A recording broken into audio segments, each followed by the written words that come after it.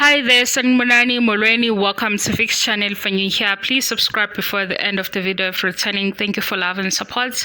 I appreciate you. Musa Mseleku versus Mangwabe Uthando Nes'thembu. Ngicela ukubuza le video ngalo mbuzo engifuna ukubuza.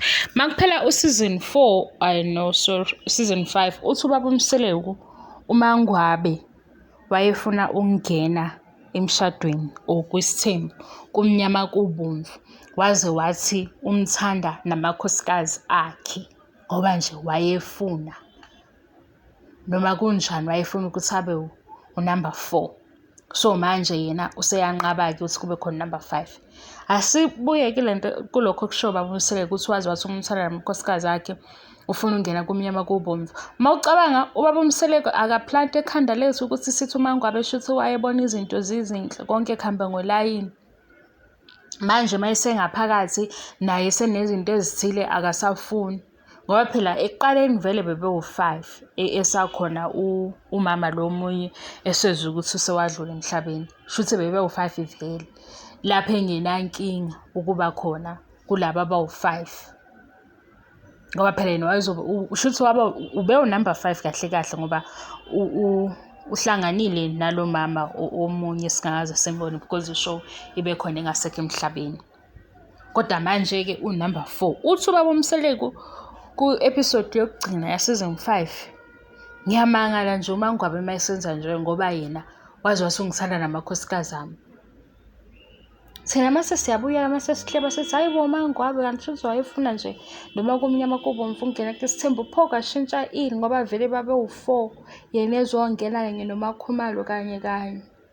Angithi ukuthi baba sihlebisayo usifundisa ukuhleba, usifaka ukuhleba. Mase-ke mina ngiyabuya la mase ngiza ku-YouTube, ngasipha mina angiphume ezwini lenkosi, mina ngiyalithanda izwi, ngiyawuthanda futhi umoya wokulunga. Mina mase ngithi hayibo kahleni lobu nibabazi ukuthi-ke umuntu wesifazane mayesenemali kumele ecabange ngenye indlela. Kodwa mase siyabuyela ukuthi ubaba Mseleku wayishwelani leyo nto, wayishwela ukuthi sikhulume njengoba sesiyikhuluma. Kodwa manje mase siyikhuluma thina singathi wrong kwabanye, kodwa wayisho ubaba Mseleku. Waze wathi nje ngabathatha kubantu babo bangahamba mabefuna ukuhamba, lapho wazi kahle ukuthi abayindawo. Yithi-ke sekufanele sibanga umsindo sithi hayibo isithembu kanti abasi-understand, sekuphela iminyaka emingaka hayibo siyayi-enjoy ishow. Kodwa nje siyabona mase sishaya ukuthi awu sekuphela iminyaka ewu10 behleli kumnandi, zenzeka izinto, kuphuma ney'moto. Phela ubaba Mseleku wasanganisa ngisho obaba le South Africa sebethe hey yazi nathi nje besifisa ngathi ukuthi izinto ziyenzeka siyongena kulesa sithembu hayi bandla ngoba imali. Abanye obhuti la ku-social media, ngoba nizothi nginamanga ngizonikhombisa lento, abanye obhuti baze bathi hey cha nami sengivalele ukuthi ngibe usisi ngoba nje bengizovele ngibe unumber 5 mase ngitholele Mercedes. Ngathi ha imali izinto angaze nabona nina manibuka la kuma-TV shows lawa nje nathandayo, akazi ukuthi yiphi-ke ukuthi ayafana nje onke, ngoba lana kuye kwenzeka ukutholakala ukuthi ku-scheme samade kutshontshwa ingane, usuthi uyabuka nangale kumbango kutshontshwa ingane, uthi uyabuka nangale ku-scandal kutshontshwa ingane, ubone ukuthi hayibo laba behlale phansi bebe ne-meeting ukuthi asenzeni ini. Kodwa into mase uyibuka ngokuthi-ke mhlampe-ke kwenziwe i-awareness, kufundiswa abantu, ngoba nje ngapha uqala umshado ngo6:30, hawu nango8 nabo sebenomshado nangalo yabo benze into eyodwa. Nayi into ngabe bengithini Jehova.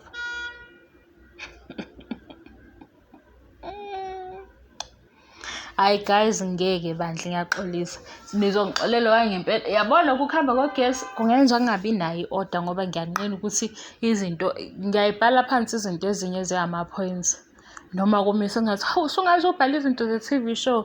Phela ngisuke ngibalekela ukuthi ngikante kanjena nje ngoba sengikanta sengikhuluma ungabe kusazwakala okunye ukuthi ngithini ngoba sengiyikhohliwe lento kade ngifuna ukuyisho. Angithi manje nje ngoba ugesi ungekho sekufanele ukuthi nje ngivele ngikhulume ngisuke njengoba ngikhuluma. ngihlebe nje njengoba ngisuke ngihleba nabangani bami ngithi niyakhumbula wathi ubaba Mseleku wayefuna ukungena waze wathi uthando omayeni uthando omacele engabazi ukuthi baney'nhliziyo ey'njani. Uthe sephakathi sekumnandi sekunemali sekuney'moto sekunayo yonke into akasafuni ukuthi kube khona omunye naye ezo-enjoy naye ezohlephula phela umcebo.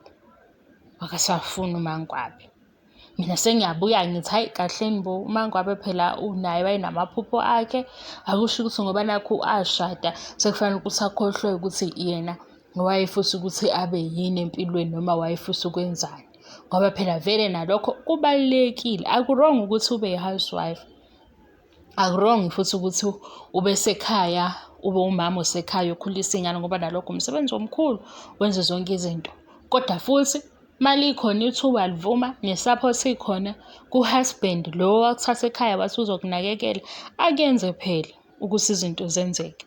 Masunawo amabhizinisi obonayo ukuthi ama-ideas or ubone ukuthi nawe uma uyibhala le business plan uyayizwa ayenzeke lekho ngoba phela ukuthathela ukuthi nibambisane nawe kube khona indima oyidlalayo naye ayidlale yakhe indima.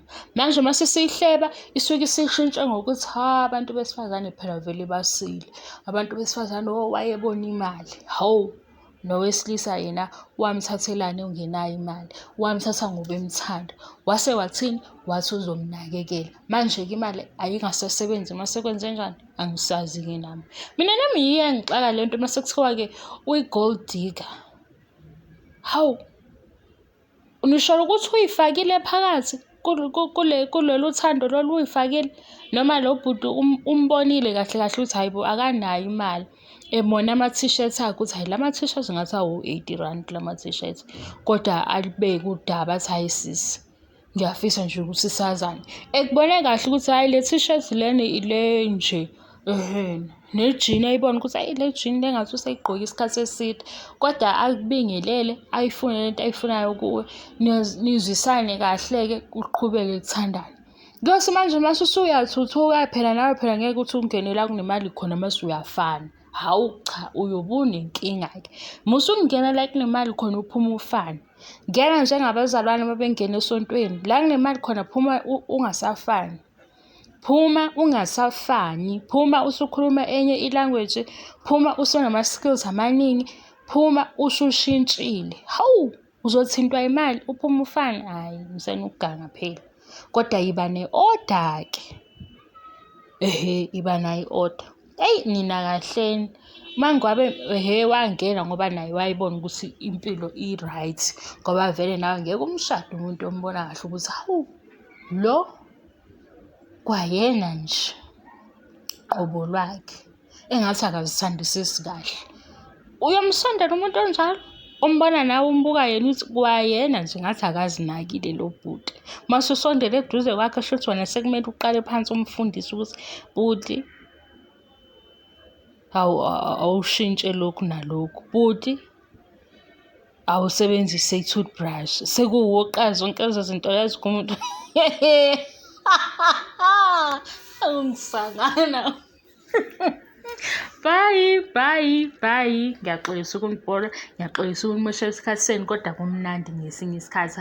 Webafethu sizosangana phela. Ncane umuntu arekhode la ku-YouTube engazi ukuthi urekhoda sizosangana indaba kagesi. Kumile izinto eziningi. Ngithembe ukuthi ni-right okwangempela ngiyabonga kakhulu i-support. Ningakunaki ukuhlanya kuhambe kucishe kuhambe kuvuke. Into yakhona nje injalo kodwa mina ngiyathanda nje ukuthi-ke sibe nawo kumoya wokuthi singaxabani kakhulu. Ukuxabana kuyabheda nokuliza impunga ngesizwe nezakho hayi musuke uyiqaqa. Isho siyayi-enjoya sohambisana nayo ize igcine la igcina khona i-episode yokugcina ukuthi mase kuvele okumnandi ukuthi sebenzani ba-successful mhlampe nakho uMseleku sebavusa ngama-V-class size futhi sithi ubathengela ama-V-class konke kanti lo baba imali uyithathaphi. Sesiyahleba-ke siphinde futhi siyidlulele impilo iqhubeke. Kodwa kubalulekile-ke bengicabanga izolo lokho ukuthi nje sengikhulume kakhulu kule video. Bengicabanga lokho izolo if kuwukuthi isikhathi unaso and ikhona lento ofuna ukuyenza eceleni ngiyakucebisa awukusebenzise u-YouTube njengesikole kancane. Angisho ukuthi hlukana nami, ungahlukani nami, kodwa u-YouTube awusebenzise ngesikole kancane, ubone ukuthi lento mhlawumbe onayo ofuna ukuyenza angeke uyithole yini i-information la oyidingayo. Ngaba mhlawumbe ufuna ukuqala ibhizinisi, ngaba into ethile ofuna ukuyiqala, ngabe uyafunda, ikhona imojuli ekuhlulayo, bakhona lana othisha abafundisayo. Akhona ama-tutor la ku-YouTube, ubheke usukobe uyaqhathanisa ukuthi ngempela lento efundiswa la yiyo yini le efundiswayo ngendlela le yethu, because mina ngike ngayisebenzisa i-YouTube ngifunda ngaleso sikhathi ngizobhalela ama-exam. Ngangenzeka ukuthi kwesinye isikhathi mase ngibhorekile incwadi ngifuna umuntu engizomlalela ekhuluma, so ibe lula ngokuthi-ke ngibuke i-YouTube video ngilalela umuntu okhulumayo. And isikhathi esiningi mina-ke umuntu uma ekhuluma nami angikhohlwa, hhayi ukuthi nginamagqubu, into umuntu ayikhulumile angiyikhohlwa. So le eyokufunda ku-YouTube yangisebenzela ngaleyo ndlela because bengilalela umuntu okhulumayo echaze, mase kuyahlala-ke lento. Angazi noma ukukrema, angazi ukuthi ngiyakrema, angazi, kodwa nje ukufunda kwami ngisebenzisa kakhulu izwi lomuntu. Nasegruphini ngithanda ukuthi abantu bekhulume masifunda, siyikhulume into siyixoxe, ngoba manje la encwadini ngiyashesha ukubhoreka, nginaleyo nto nje engeke izilungiseke, incwadi iyashesha ukungibhora, kodwa futhi ngiyakwazi ukuyithatha nje ngiyifunde ngiyiqede, kodwa nje yona inesidina kimi incwadi. Kanti la ekukhulumeni nokulalela umuntu echaza into 100% good-ke lokho kimi. Bengisho-ke ngithi yabo uma ufunda uthi uyilanda yonke le eyumgosi yethu yala e-South Africa ebuye ibe right ibe wrong, uphinde futhi ubhalansise isikole, ubheke nakhona la ku-YouTube izinto oy'fundayo, ukuze phela ama-results akho alandelayo abe ngcono ukunalawa amanye.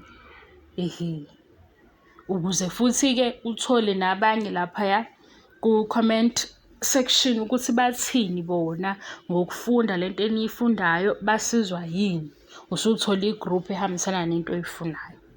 Lana kumabhizinisi mhlawumbe ongawaqala part-time, bakhona bake bewuchaze lowo shuni lowo wamabhizinisi, noma ngabe yini-ke enye-ke i-skill esithize nonto ofisa ukuyazi, kuningi nje, noma-ke ukwakha i-product ekuthile ofuna ukuthi uyidayise, ungakufunda futhi nala ku-YouTube. Nje abantu abaningi bayisizile masiya kwi-lockdown basebenzisa u-YouTube njenge-tool yokuthi bethole into ezobasiza. Bathatha u-YouTube bawenza i-university, bathatha u-YouTube bawenza i-training la abazophuma ne-skill esizobasiza. So nawe ungakwenza lokho uma isikhathi sivuma, mhlawumbe uthole ukuthi ngempela ikhona into ofisa ukuthi uyiqale eceleni but awazi ukuthi kanjani, unayo i-idea kodwa uyafisa ukuthi khona umuntu onga-explain-a kangcono, awuzame useshe la ku-YouTube nje, type lawo magama leyo nto ukubona ukuthi ama-results avelayo athini, mase-ke sekuyoba-ke uyaqhathanisa.